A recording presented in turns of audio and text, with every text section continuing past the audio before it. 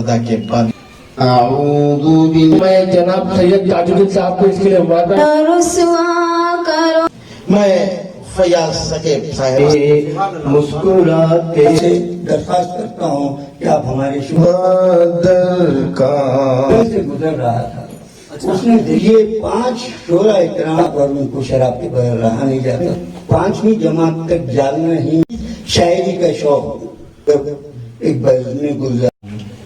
सैयद इरफानुल्लाह कादरी साहब भी ऑनलाइन जुड़ने वालों की खिदमत में अपना आदाब पेश करता हूँ। प्रोग्राम ये मुलाकात फयाज शकीब के साथ।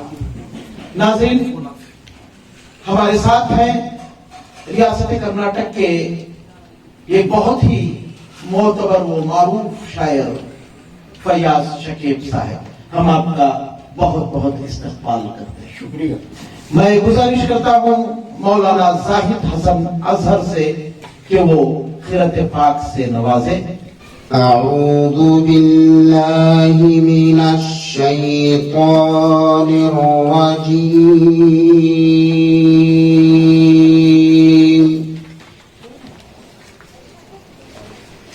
बिस्मिल्लाहिर रहमानिर रहीम। शायर अब्दुल वहाब सरदार दानिश, मैं उनसे आजिज़ाना गुजारिश करता हूं कि फयाज शकीब साहिब की लिखी हुई हमदे पाक वो अपनी आवाज और अंदाज में पेश करें। गुंचा वो गुल में गुलिस्तान में नकहत तेरी, गुंचा वो गुल में गुलिस्तान में नकहत तेरी, मुस्कुराते हुए नज़ारों में नुदरत तेरी, मुस्कुराते हुए नज़ारों में नुदरत तेरी, जगमगाते हुए तारों में है जलवा तेरा, आसमानों पे जमीनों पे हुकूमत तेरी, कौन है जो नहीं मोहताज करम का तेरे, ज़मीन ताबा फलक सिर्फ जरूरत तेरी। गुजारिश करता हूँ हमारे जवान साला शफीकुज़्ज़मा से कि वो आए फयाज शकीब साहब की लिखी हुई नाते शरीफ अपनी आवाज में और अपने अंदाज में पेश करें। कल जैसा था वैसा ही उम्र कैसा रहेगा, कल जैसा था वैसा ही उम्र कैसा रहेगा, आका की निगाहों का असर कैसा रहेगा, आका की निगाहों का असर कैसा रहेगा, मरने की इजाजत है न जीने में है राहत, मरने की इजाजत है न जीने में है राहत, न जीने में है राहत, ऐसे में मदीने का सफर कैसा रहेगा, ऐसे में मदीने का सफर कैसा रहेगा। हाफिज सैयद तबरेज से मैं गुजारिश करता हूँ हाफिज सैयद तबरेज। मुक़द्दर कायनाती रंगो बू का ओज पर चमका, मुक़द्दर कायनाती रंगो बू का ओज कर ओज करो तुम नजर को भूल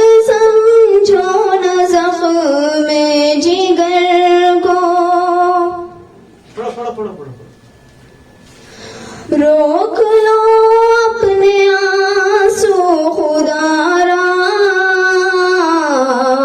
روک لو اپنے آنسو خدارا، پھینک دیں گی یہ سارے گھر کو، پھینک دیں گی یہ سارے گھر کو۔ فیاض شکیب صاحب، آپ کا آبائی مقام کون سا ہے؟ میں فیاض شکیب صاحب سے سوالات کروں گا۔ فیاض شکیب صاحب، آپ کا آبائی مقام کون سا ہے؟ میرے محترم دوست، میرا آبائی مقام مہاراشٹر میں جالنا نامی شہر کا ہے، اور میں جس کا ڈسٹرکٹ اورنگ آباد تھا، میری پیدائش وہیں ہوئی ہے۔ ماشاء اللہ۔ آپ نے اپنی تعلیم کہاں حاصل کی اور کہاں تک حاصل کی؟ میں 5ویں جماعت تک جالنا ہی میں تعلیم حاصل کرتا رہا۔ اس دوران ایک فساد میں 7ویں جماعت تک تعلیم حاصل کی حیدرآباد میں۔ اس کے بعد پھر واپس اورنگ آباد آئے۔ اورنگ آباد آنے کے بعد کچھ راحت محسوس ہوئی تو وہاں پر ہی کچھ کاروبار شروع کیے۔ کیا رہا؟ تعلیم کے بعد میں میٹرک کرنے کے بعد کچھ کرنا چاہتا تھا، مگر حالات ایسے بگڑے ہوئے تھے کہ مجبوراً مجھے کسی کارخانے میں لیت مشین پہ کام کرنے کو سیکھنا پڑا، اور میں ویسے ہی لیت مشین کے کام والے کو ٹرنر کہتے ہیں، میں ٹرنر بن گیا اور اپنا ورکشاپ خود ڈال کر کاروبار شروع کیا۔ اچھا، تو یہ کون سے مقام پر، کہاں اپنی؟ اورنگ آباد مہاراشٹر میں۔ وہاں جو فساد ہوا اس میں وہ کاروبار بھی جلا دیا گیا اور گھر کو لوٹ دیا گیا تھا۔ جب مانگ سکتے نہ تھے وطن میں، مانگ سکتے نہ تھے جب وطن میں بھی۔ فیاض شکیب صاحب حادثوں کے شکار رہے، در بدر اس مقام سے اس مقام منتقل ہوتے رہے۔ آج چلیے جانتے ہیں کہ یہ ریاست کرناٹک کیسے آئے۔ اس شہر میں جہاں میری کافی پذیرائی ہوتی تھی، کافی عزت ملتی تھی، میں ایک کارخانے کا مالک تھا جس میں تقریباً 8 آدمی کام کرتے تھے۔ وہ جب ختم ہو جانے کے بعد میں کسی کے پاس نوکری نہیں کر سکتا تھا شہر اورنگ آباد میں اپنے وطن میں، مجبوراً مجھے بنگلور اپنی سسرال لانا پڑا، اور ان کی خواہش بھی یہی تھی کہ یہاں آ جاؤ، بامبے وغیرہ جانے کا مت سوچو۔ تو میں نے پہلے اپنی بیوی کو یہاں روانہ کر دیا، اس کے بعد میں اورنگ آباد سے بنگلور منتقل ہو گیا۔ اس طریقے سے یہاں پہنچا ہوں میں۔ یہ ہمارے جو سالے وغیرہ تھے ان دنوں کافی حیثیت رکھتے تھے۔ انہوں نے مجھے میں ویسے تو رام نگرم میں ان کا مقام تھا، گھر تھا، مگر میرے لیے انہوں نے چند پٹن انتخاب کیا کہ وہاں پر آپ کاروبار کرو۔ تو بینک کے ذریعے لون لے کے ایک مشین جس کو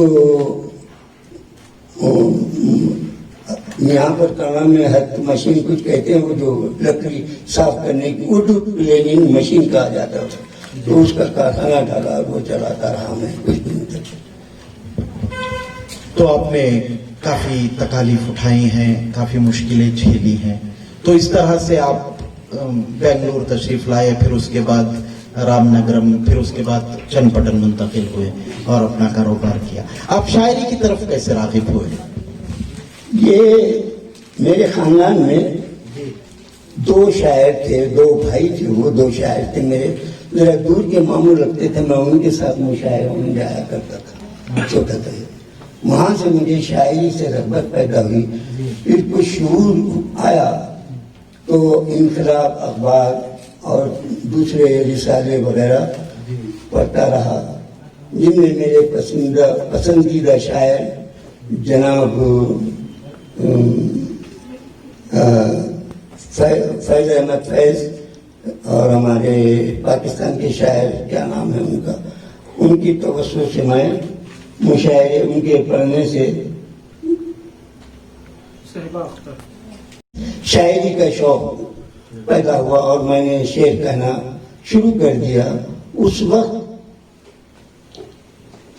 اورنگاباد میں نظر جالنوی بول کے ایک شاعر ضعیف علوم تجربے کار رکھنے والے، ان کو اپنی غزلیں میں دکھایا کرتا تھا اور ان سے اصلاح لیا ہوں میں نے۔ اور اس کے بعد جب چین پٹن میں منتقل ہوا تو میں نے یہاں کے ماحول سے کچھ عجیب صورتحال دیکھی۔ سنا تھا مشاعرے تو ہوتے ہیں، دو غزلیں تھی، ایک اردو ادب ایک بزم گلزار ادب۔ تو میں نے گلزار ادب کا انتخاب کیا جس کے شاعر مرحوم جن کو خطاب شاعر الہام کا ملا تھا خلیل خاور صاحب کی اردو ادب بزم اردو ادب تھی، اور خلیل خاور صاحب اور امی صاحب میں بہت فرق تھا، دونوں ایک دوسرے کی شکل دیکھنے گوارا نہیں کرتے، اتنا تضاد تھا اس حالت میں۔ اور امی صاحب جو ہمارے اس زمانے میں حسن علی صاحب، حسن علی حسن اور ہمارے حضرت ناز عاقل شاہی، مرحوم محمد عباس، مرحوم برہان الدین ذوق، حسن خان حسن، میم خاطر کن میری، محمد آتش وغیرہ مشاعروں میں شرکت کرتے تھے۔ اللہ کے فضل و کرم سے آپ نے جن ناموں کا ذکر کیا ہے ان میں ہمارے ذوق صاحب باحیات ہے، اللہ انہیں سلامت۔ میں آپ کو خاص بات بتاؤں کہ جب بھی مشاعرہ ہوتا بزم گلزار ادب امی صاحب کی بزم کا نام تھا، اور شخصیت جو کسی تعارف کی محتاج نہیں، میں بلا مبالغہ کہہ سکتا ہوں کہ سید عرفان اللہ قادری صاحب اس بزم کے روح رواں ہیں۔ آپ ادبی حلقوں میں قابل قدر مقام رکھتے ہیں، سراپا خلوص نوجوان عقل اور جذبات کا توازن برقرار رکھتے ہوئے اپنی راہ پر گامزن ہیں۔ زبان اردو کے تعلق سے آپ کے خیالات اور طرف دیکھنے سے تعلق رکھتی ہے۔ اس خادم اردو کو مبارکباد پیش کرتا ہوں۔ یہ ابھرتا ہوا نوجوان خادم اردو جو مبتدی نوجوان شعراء کے ساتھ ساتھ میرے جیسے بوڑھے طوطے کو بھی کھینچ لاتے ہیں۔ کیا بات ہے! عرفان قادری صاحب کے بہت سے کارنامے ابھی دنیا میں باعث فخر ہیں۔ اگر زندگی نے ساتھ دیا تو عام جناب کے ادبی مورد کے آپ کی اردو سے محبت، اور ہمیشہ موبائل پر آتے ہیں ان کا کارناموں پہ ایک مقولہ عنقریب اخبارات کی زینت بننے والا ہے، جسے انشاءاللہ یہ خادم پیش کرے گا۔ اللہ توفیق دے جلد سے جلد پیش کروں۔ عمر کی اس منزل پر پہنچا ہوں، نہ جانے کب اٹھ جاؤں۔ دعا کیجیے کہ اللہ تعالیٰ بھی ہم ایمان کے ساتھ اٹھا لے۔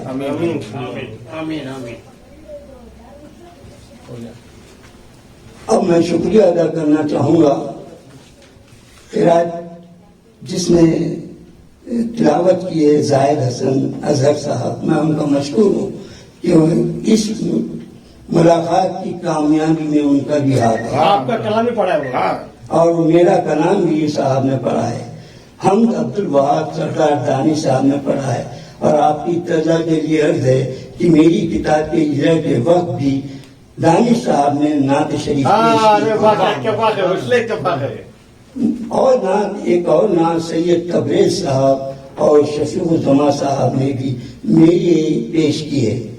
مہمان سیاس قریشی، اکمل خان ایم ایس پالیا، افسر پاشا افسر سے میں نہایت مشکور ہوں اور ان کا شکریہ ادا کرتا ہوں کہ انہوں نے تشریف لا کر اس محفل کو چار چاند لگا دیے، اس محفل کی عزت اور وقار میں اضافہ فرمایا۔ میں میڈیا نوبل نیوز چینل سے سہیل صاحب کا خاص طور پہ زیادہ مشکور ہوں کہ انہوں نے شروع سے آخر تک ہمارے پروگرام کو نشر کرنے کے لیے کیا ہے. میں شاہد صاحب سے درخواست کرتا ہوں کہ آپ ہمارے شکریہ کو قبول فرمائیں اور بزم کے تمام احباب جو حاضر ہیں اور جو نہیں ہیں ان سب کا شکریہ ادا کرتا ہوں. میں اس بچی کا بھی مشکور ہوں جس نے ہماری ایک غزل کو پیش کیا ہے. آپ سے میں اپنے طرف سے کہنے کی جزارہ کر رہا ہوں. بس میں امید پردہ کے زیر تمام ایک ملاقات کسی فنکار کسی قلمکار کے ساتھ جو کرنے کا میں نے بیڑا اٹھایا ہے. فیاض ثقیب صاحب کا نام جب پوسٹر بن کے واٹس ایپ میں اور فیس بک میں نے پوسٹ کیا تو ایک صاحب نے مجھ سے فون پر یہ پوچھا کہ آپ فیاض صاحب کی ملاقات ایک پروگرام میں کیسے کر سکتے ہیں، کیونکہ آپ کے لیے کم سے کم 10 یا 15 بار آپ کو ان کو بلانا پڑے گا، تب کہیں جا کے شاید ان کے ایک حصے کو آپ سن پائیں گے. تو مجھے بڑا تعجب ہوا کہ کیا ایسا بھی ہو سکتا ہے. اور واقعی آج فیاض ثقیب صاحب کے ساتھ ملاقات کے بعد واقعی ہماری تشنگی برقرار ہے اور ایک ملاقات ان کے ساتھ کرنے کی شاید میں کوشش کروں گا. اور شعراء کی دعاؤں کی اشد ضرورت ہے. انشاءاللہ ہم بھی کچھ کوشش کرنے کے قابل ہوں. آج کے پروگرام کی نظامت فرما رہے میرے جوان صاحب شاعر سماجی کارکن جو ایک بزم شاہین کے موقع ہیں. افسر صاحب یہاں پہ تشریف لائے، میں آپ کا بھی شکریہ کرتا ہوں. اور ہمارے شہر بنگلور کی اور ایک خوش نصیبی یہ ہے کہ شہر بنگلور سے ایک news channel Nobel news channel کے نام سے الحمدللہ شروع ہوا ہے اور ہم تمام کو امید ہے اور ہماری دعائیں ہیں اللہ سے کہ یہ چینل کافی پھلے اور یہ چینل کے ذریعے سماجی ملی خدمات خوب ہوں اور انشاءاللہ چینل جو ہے حق بیانی کرے گا. تو میں جناب سید تاج الدین صاحب کو اس کے لیے مبارکباد پیش کرتا ہوں اور آپ کے نمائندے جناب سہیل بادشاہ صاحب یہاں پر تشریف رکھتے ہیں. میں آپ کا بھی شکریہ